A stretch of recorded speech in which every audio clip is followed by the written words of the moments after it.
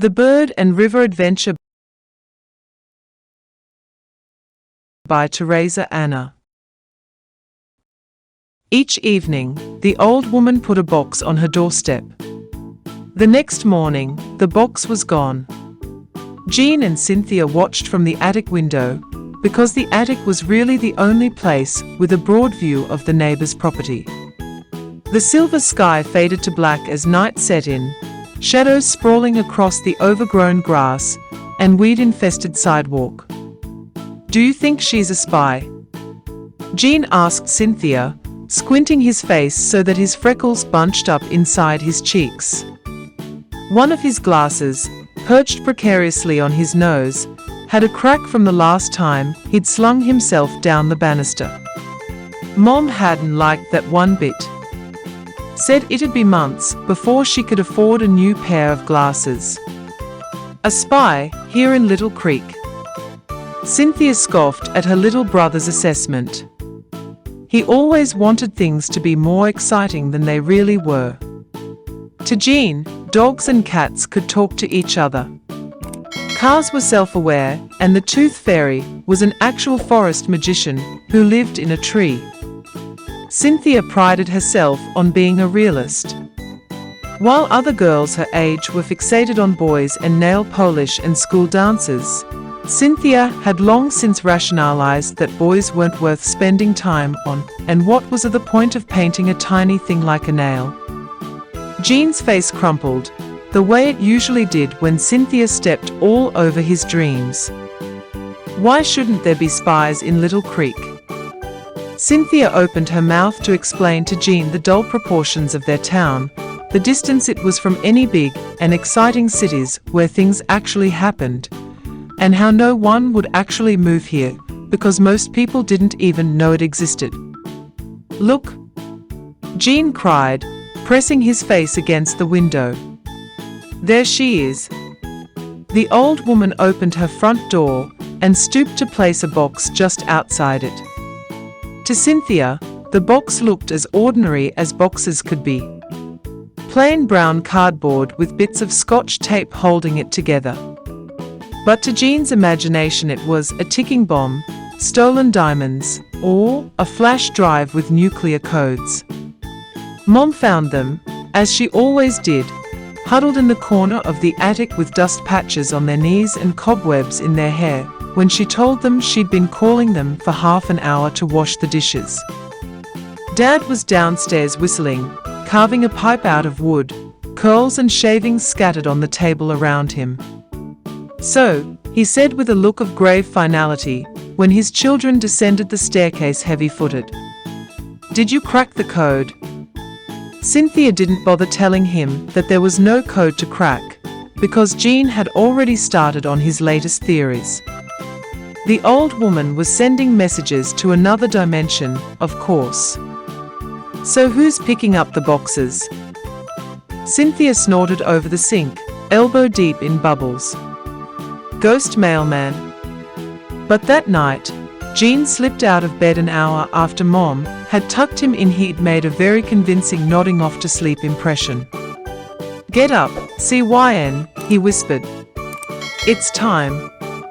Rain lashed the windows. Outside it looked dark and cold and not at all the type of weather for a secret mission.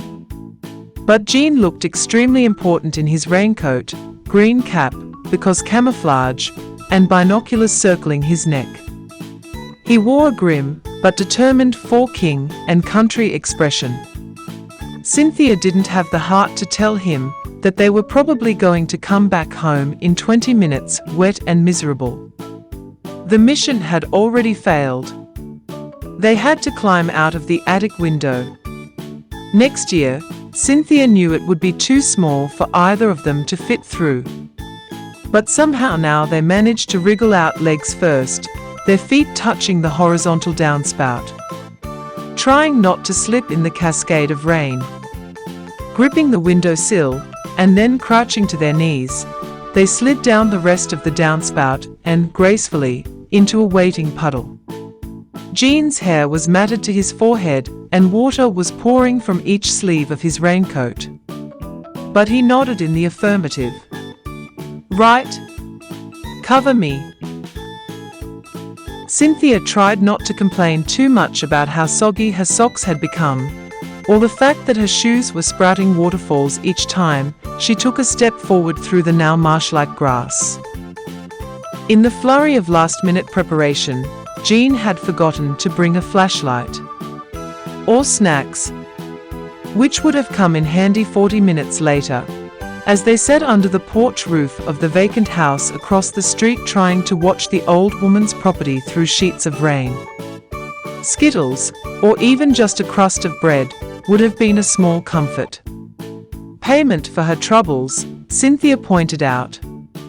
To which Jean shushed her, pressing a finger to his lips and suggesting they sit back to back so they can keep an eye on all sides of the street. If he's a ghost, we're not going to see him anyway. But Jean refused to be swayed. Even when Cynthia's head lolled for a moment and she started to dream of soft, warm quilt covers and chocolate chip cookies hidden underneath her pillow, Jean scolded her that she'd never be recruited for any sort of important government work if she couldn't at least stay awake. There she is, Cynthia said, so that Jean abandoned the whole back-to-back formation and shuffled over beside her. Where? The old woman had opened the front door. Through the mist of rain, they could just barely make out her fluffy slippers, her white dressing gown, and the curlers in her ash-white hair. She picked up the box. I told you, Cynthia said, even though she never had. It's the same box. She's taking it inside and then she'll put it out again in the morning. She's no spy. She's just a crazy old lady. Jean shook his head as he peered through his binoculars. She's onto us. She knows we're watching. Cynthia proclaimed that she was cold and now half-starved, and it was true. Both their teeth were chattering and their stomachs were grumbling loud enough to wake up all of Little Creek.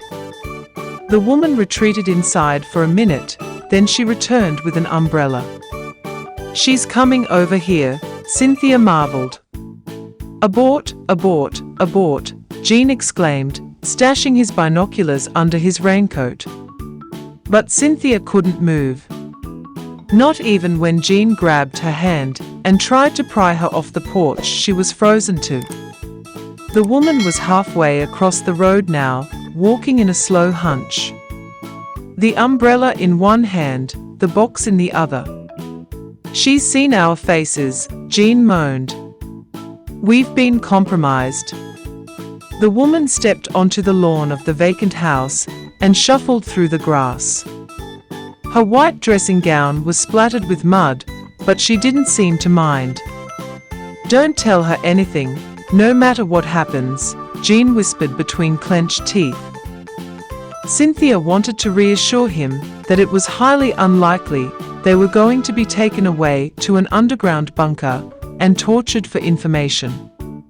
Not at their age. But she couldn't speak. She found that she, too, was afraid. Whether it was Jean's fault, or because the old woman was in fact terrifying, she couldn't say. Then she was there. The old woman stopped not 5 feet away from them, and they couldn't move. Couldn't breathe. They held hands so tightly Cynthia couldn't feel her fingers. She should have left a note. A practical girl like her, why hadn't she thought of that? Mom and Dad would worry if they never came home. If something terrible happened to them. If they were never found. Cynthia would never forgive herself if... Then the old woman spoke. Her voice was stronger, richer than expected, given her stooped and frail body. Bird and river, there you are. Jean and Cynthia dared a glance at each other. You are bird and river, are you not? The woman asked, tilting her head. Her eyes were a shrewd blue, etched by lines as thin as water. A playful smile lifted her lips. Cynthia opened her mouth to reply, but Jean beat her to it. What if we are? Cynthia turned to him, eyes wide. But Jean was looking at the old woman, sitting as straight as a bullet. "Then I have a mission for you," the old woman replied.